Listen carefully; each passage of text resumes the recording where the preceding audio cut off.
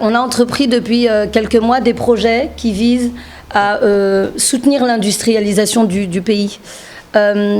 Moi, à travers un rôle qui m'a été confié, qui est celui d'être l'ambassadrice du PAVAR, le programme d'appui à la valorisation des ressources territoriales, j'ai pour mission d'identifier des investisseurs qui vont investir dans des industries créatrices d'emplois pour nos jeunes et faire en sorte justement que ces jeunes puissent avoir un avenir. Parce qu'on a beaucoup de jeunes qui sont formés et qui n'ont pas de travail.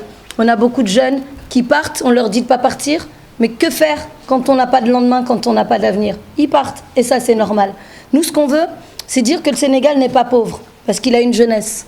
C'est dire que le Sénégal n'est pas pauvre, parce qu'il a des ressources. Que ce qui nous manque, c'est la transformation industrielle. Et si nous transformons industriellement notre pays, nous allons transformer l'avenir de nos jeunes. Et ce qu'on dit là, nous, ce n'est pas juste un discours, c'est concret. On a commencé. J'avais lancé un événement qui s'appelait le Africa Meet, qui a malheureusement été avorté, parce qu'il y a eu les événements dans le pays, mais on a continué à travailler. Et en l'espace de 3 mois, ici, on a signé 100 CDI. On a signé 100 CDI payés comme ils doivent être payés.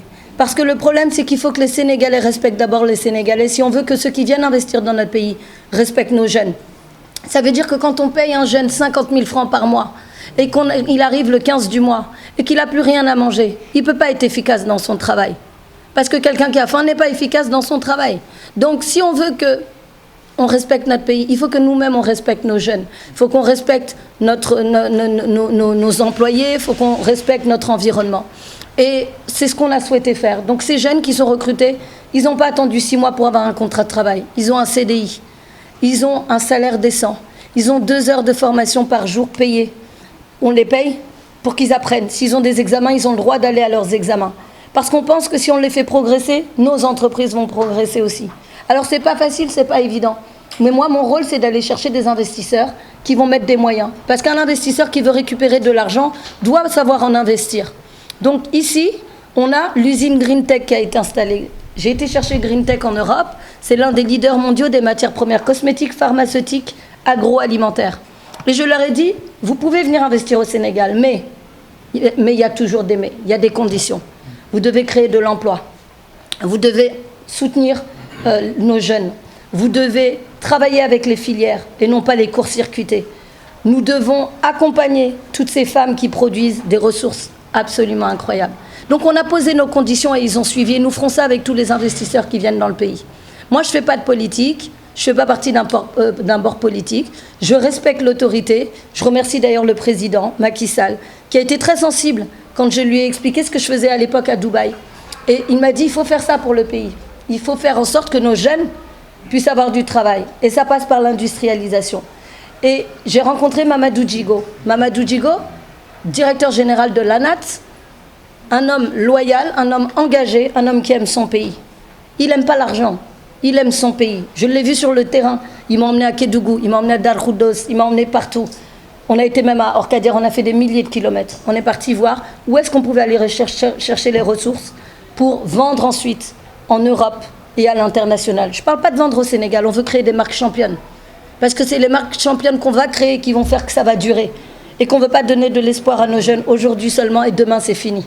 On veut faire en sorte que nos jeunes et de l'espoir sur la durée. Donc le lieu que vous voyez ici, il y a une usine dedans, mais il y a aussi tout l'artisanat qu'on a mis en place. On a les mêmes lieux à Ngaparou et à Sali. Et on a mis en place une vannerie, une tannerie. On va mettre un projet de pommes de terre à Orkadière. On travaille avec les femmes de Djaobé, où on travaille le Netetou, qui rentre dans les 37 Auchan du pays. Parce que Auchan est au Sénégal. Il faut qu'ils achètent ce que produisent les Sénégalais quand même, parce que ça crée de l'emploi. Donc on est allé les voir, on leur a dit, nous on veut travailler avec vous pour le Netetou. Ils nous ont ouvert leurs portes. On commercialise le Netetou, ça crée de l'emploi et ça permet aux femmes de gagner de l'argent, de nourrir leurs enfants et d'envoyer leurs enfants à l'école. C'est tout ce que l'on souhaite. Donc le PAVAR, on le demande, on le quémande, on le souhaite. On aimerait que le PAVAR soit validé. Pourquoi on souhaite qu'il soit validé? Parce que c'est dans l'intérêt de toute notre jeunesse et que chaque Sénégalais doit s'accaparer ce PAVAR qui lui appartient. Le PAVAR, c'est la valorisation de nos ressources, de nos terres, qui donne de l'emploi à nos jeunes. Donc, je demande à ce que tous les jeunes s'unissent et qu'on réclame, voilà, nous tous, à l'unisson et tous ensemble, la réalisation du Pavard, parce que c'est ça qui va changer notre pays. Le Pavard, c'est, on a identifié toutes les ressources là où elles sont, on doit créer des industries autour, créer donc de l'emploi. Ces jeunes qui vont être recrutés vont être formés, ils vont pouvoir transformer industriellement et ça va faire un cycle et ça va créer de l'emploi et on va faire grandir nos industries. Et à nous tous qui avons un peu de visibilité, de notoriété, de donner de la puissance à ces projets-là en termes de visibilité.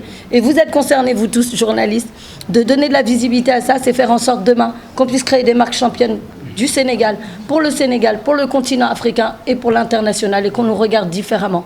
Voilà. Moi, je viens d'Europe où on n'arrête pas de parler de l'immigration, de l'immigration.